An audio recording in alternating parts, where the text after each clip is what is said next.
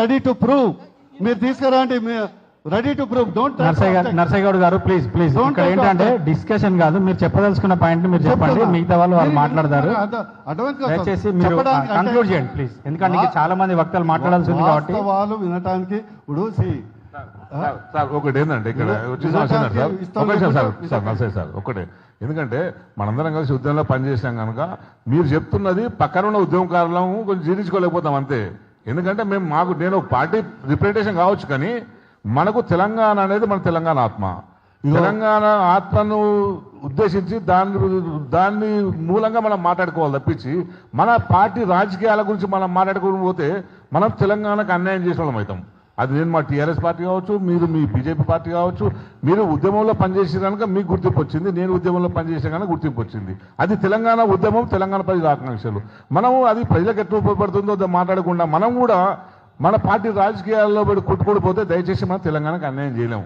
ఇక్కడ ఉన్న పక్కన ఎక్స్పర్ట్ ఇంజనీర్ గారు వీళ్ళు వాళ్ళందరూ కూడా అందుకే బాధపడుతున్నారు. నర్సయ్య గారు ఎందుకు ఇట్లా మాట్లాడుతున్నారు తప్పించి మీ మీద అడ్డుకుందామనే ఉద్దేశం కాదు.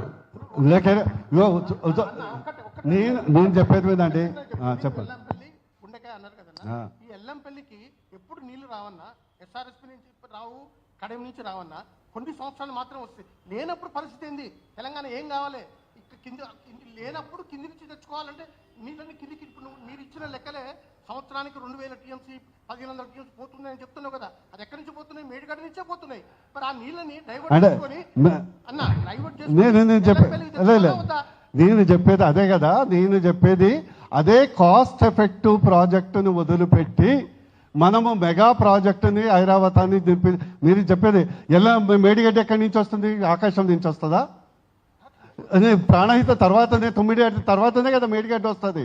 అక్కడ వచ్చిన తర్వాత నీకు నువ్వు అదే సబ్జెక్టే మాట్లాడుతున్నప్పుడు నేను టెక్నికల్ మాట్లాడుతున్నా కదా. You can opposite my idea. అరే మీరు చేయొచ్చు. మీరు ఎందుకు అంత ఆవేశం? ఆవేశం ఎందుకు? సెకండ్ కంక్లూడ్ చేసే ముందర ఫర్ ఎగ్జాంపుల్ మీ ద్వారా అందరికీ తెలవాలి కాబట్టి, ఫర్ ఎగ్జాంపుల్ అదే గోదావరి మీద దేవాదులో ఉంది. ఎస్ కరెక్టే కదా. దేవాదులో 364 days వాటర్ ఉంటుంది. అంత ముందుకు ఉమ్మడి ఆంధ్రప్రదేశ్లో దేవాదులు కట్టారు 60 TMC కొరకు. కానీ ఎప్పుడు ప్రతి సంవత్సరం 2-3 TMCల కంటే ఎక్కువ లిఫ్ట్ చేయలేదు. అరే ఉమ్మడి నీది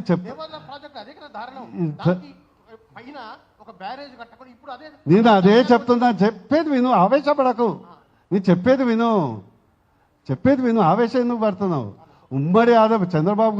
ఉమ్మడి ఆంధ్రప్రదేశ్లో ఉన్నటువంటి టీడీపీ గవర్నమెంట్ అయినా కాంగ్రెస్ గవర్నమెంట్ అయినా ఒక బ్యారేజ్ నిర్మాణం చేయకుండా నిర్లక్ష్యం చేశారు. కరెక్టేనా? పాండేజీ లేకుండా చేశారు. కరెక్టేనా?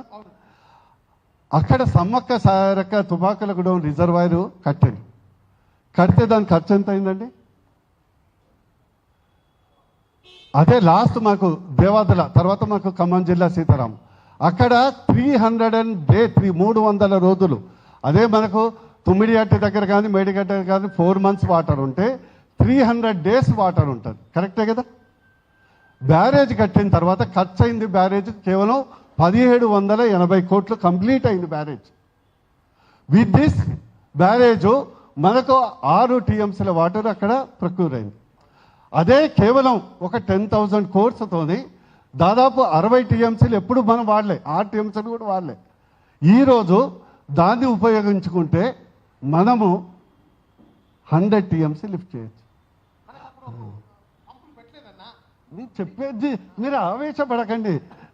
అరే మీరు ఎందుకు ఆవేశపడుతున్నారు? నేను అనేది అతి తక్కువ ఖర్చుతోని 120-120 TMCలు అయ్యే ప్రాజెక్టును 10 సంవత్సరాలు మనం ఎందుకు నిర్లక్ష్యం చేశాము? My point you understand. అదే గోదావరి అదే లిఫ్టు 1780 కోట్లు కంప్లీట్ అయింది. ఐమ్ టెలింగ్ విత్ లెక్కలు.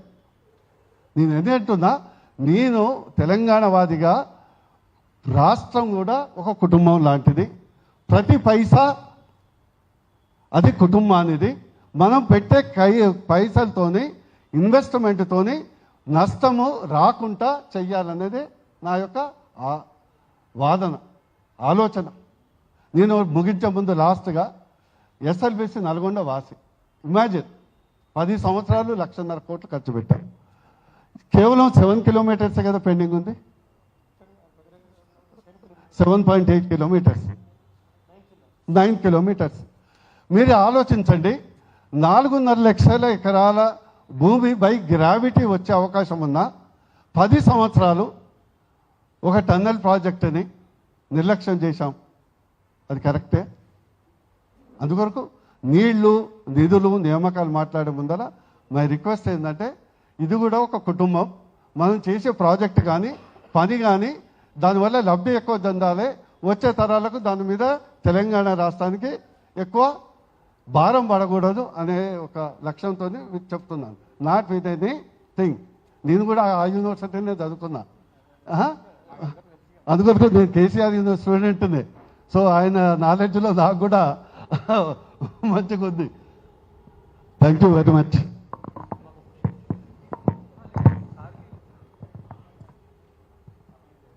ప్లీజ్. థ్యాంక్ యూ బుర్ర నరసయ్య గౌడ్ గారు, మీ అభిప్రాయాన్ని తెలియజేశారు. అయితే ఒక్కటేంటంటే, మనకు తెలంగాణకు గోదావరి జలాల వల్ల ఏ విధంగా లాభం జరిగింది, అదేవిధంగా కట్టిన ప్రాజెక్టులో లోపాలు ఏవైనా ఉంటే వాటిని కూడా ఎత్తి చూపొచ్చు, కానీ అసలే వాటి వల్ల ప్రయోజనం లేదా అనేది అనే అంశాన్ని కూడా, ఎందుకంటే నీటిపారుదల ఎక్స్పర్ట్స్ కూడా ఉన్నారు. సో